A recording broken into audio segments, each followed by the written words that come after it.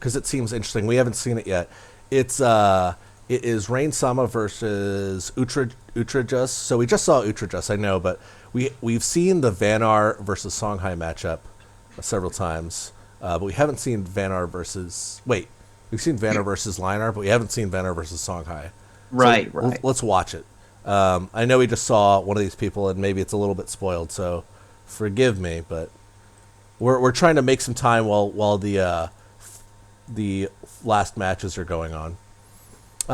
Okay, so here we go. Boop. And I mean, that's Utra's fault. He just won those matches so quickly. Now we're caught up to the actual matches being played. Yeah, and as an aside, I know Rainesama actually had to concede. He ended up not losing outright, so he had to go, and so one of his matches was conceded. So unfortunately, he wasn't able to continue out the rest of the thing. So someone got a free win, I guess. Yeah, that is unfortunate because I know that he was really looking forward to this event, but real life happens, and that's just the Yeah, what happens sometimes. yeah. All right, hold on. I'm doing what T2K5 said. All right, Yeah, post mulligan.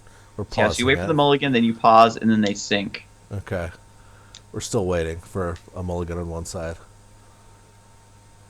All right, yeah. Well, after this, we'll go watch a Vitruvian one because we still have one that got relatively far along.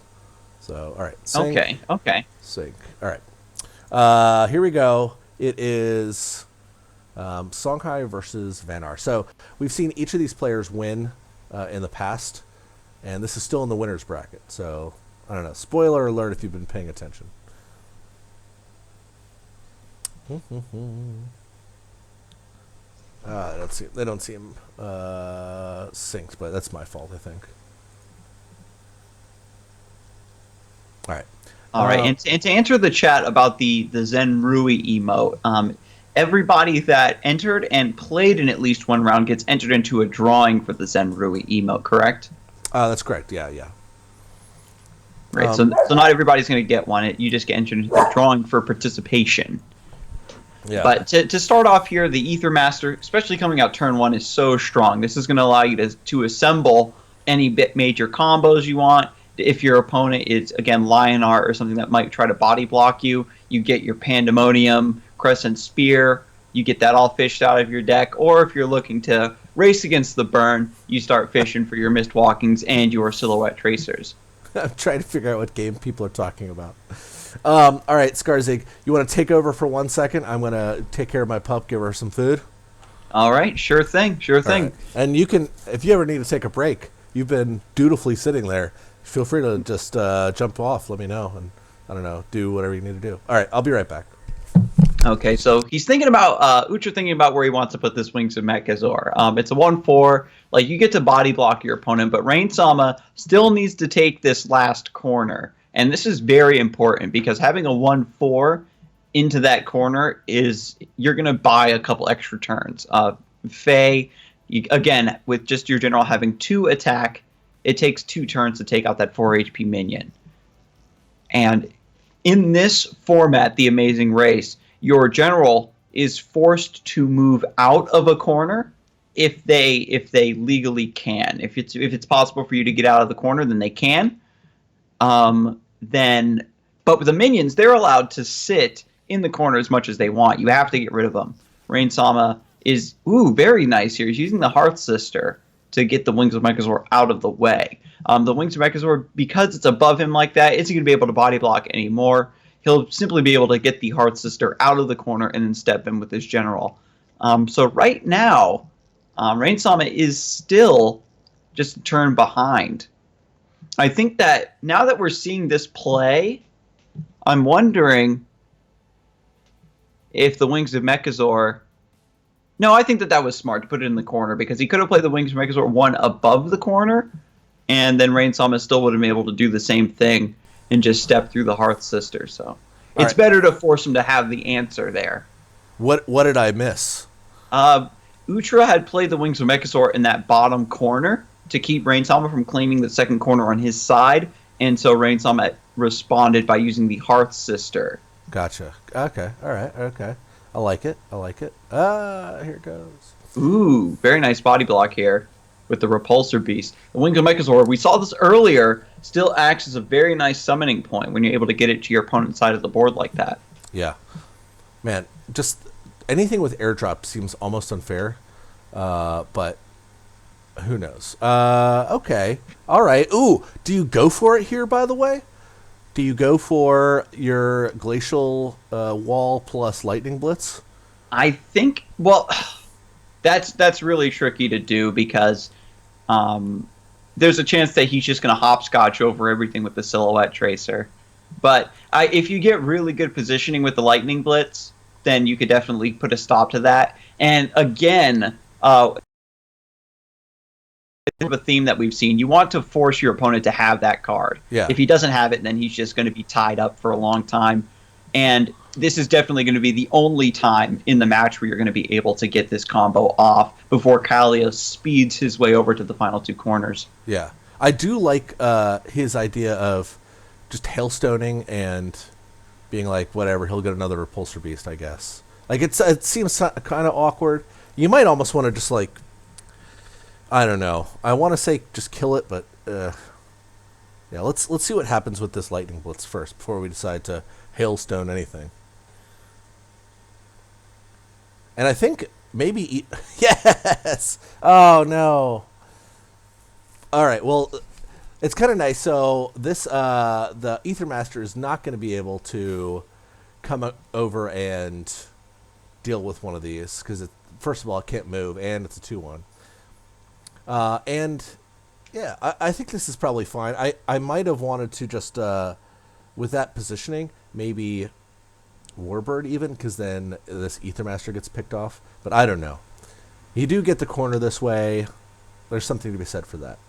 Right. With all said and done, the Gravity Wells did end up in pretty nice positions because he can Tracer past all this, but he takes, you're making him take a slightly inefficient run at that. This is actually going to be an awesome play by Utra. He's going to put the Gravity Well in the corner that Rainesama hasn't gone to yet, sort of demanding that Rainesama have some sort of answer to it. Oh my god, that's disgusting. I mean, we know that Rainesama does just looking at his hand, but that's just like, oh god. Right, because it forces you to have a Dispel or something for your own Gravity Well. It's been buffed up with Lightning Blitz, too, so... Yeah. Oh, man. Well, I almost would have wanted to see it go right here, because that would have been even more annoying, but I guess this is like, you have to have an answer, or you lose.